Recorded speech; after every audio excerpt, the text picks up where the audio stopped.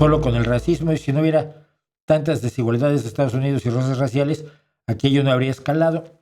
Pero los roces raciales los generan los racistas. Mira,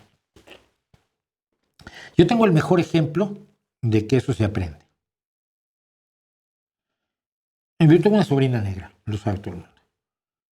Y por eso pues, he estado atento a los niños, ¿no?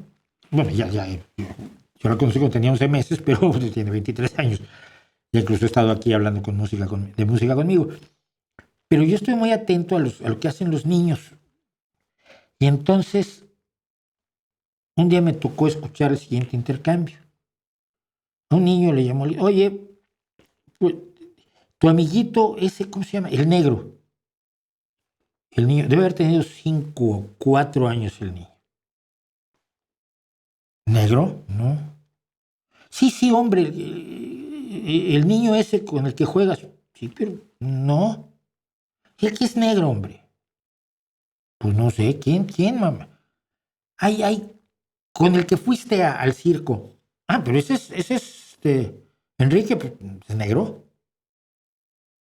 Es decir, aquello a lo que el imbécil le da relevancia, los niños no se la dan.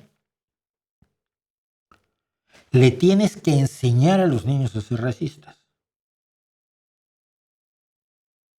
Le tienes que enseñar a los niños a darle importancia a algo superficial y quitársela a lo profundo y a lo relevante.